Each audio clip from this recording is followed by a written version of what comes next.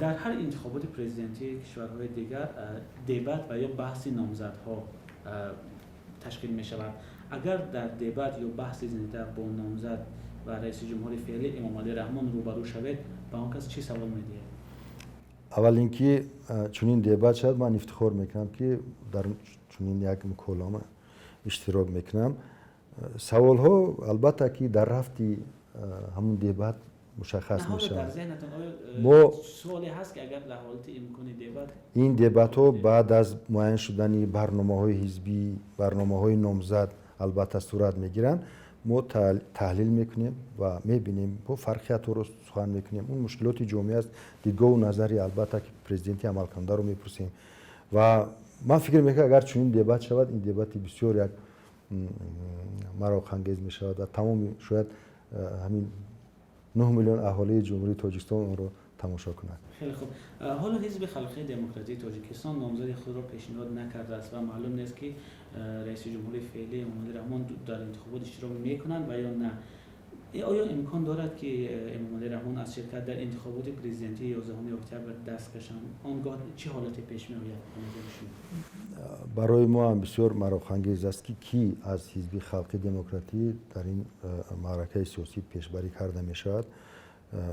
ما چنین اطلاع نداریم و فکر میکنم که حزب خلقی دموکراتی تاجیکستان نامزدی ارزنده ترین خود را پیشنهاد میکند. شاید پرزیدنت فعلی باشد، شاید شخصیت دیگر باشد و فکر میکنم که شخص ارزنده پیشنهاد خواهد شد و این معرکه بسیار معرکه. البته این کار حزب خلقی دموکراتی است، ولی اگر انجمن این را معین میکند این کاری انجمن است. پیشنهاد نشدن از اشتراک در انتخابات دست کشیدن به نظر شما چه حالت پیش می آید؟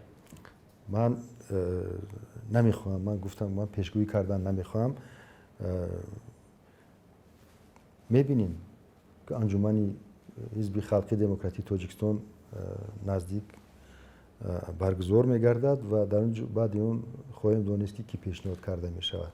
خب انتخابات پرزیدنتی معرکه خرد نیست و خرج زیاد مبلغ را میطلبد. شما همچون نامزد لطفاً جواب بدید، هم وکیل هستید هم نامزد به مقام پرزیدنتی، چقدر دارایی دارید و برای اشتراک در انتخابات چقدر مبلغ را صرف کردنی هستید بجز آن 50,000 سومانی که کمیسیون مرکزی انتخابات میدهد؟ البته انتخابات به خرج و به صرف مبلغ ها نمی شود. ما در معرکه پیشتر هم توجه نسبت مسئله هایی که ما بررسی میکنیم در برنامه زیاد است و ما شخصانی زیاد هم داریم در اطراف خود، رفیقامون، برادرامون و اون آدمانی که توجه دارن نسبت حزب ما کمک های مالی و پولی میکنن. البته که این خلاف قانون نیست و در آیین‌نامه ما قید شده است. البته مبلغ های دیگر هم جلب کرده میشن، ولی امروز من گفتن نمیخوام که تو امروز ما چقدر مبلغ، البته علاقه یک مبلغی معین جمع شده است و با انتظار داریم که مبلغ های دیگر هم با جلب کرده میشن. میتونید گفتن که چقدر دارایی داره؟ خودی من؟ بله، چند خانه داره، چون همه سال شما البته اعلامیه میسپارید و اون اعلامیه برای جامعه نشر نمیشه. من از سال 2000 از سال 1989 به دوشنبه کوچیده اومدم، یک خانه 2 حجرگی داشتم، بعدا شرایط زندگیم خوبتر شد با 3 حجرگی گرفتم.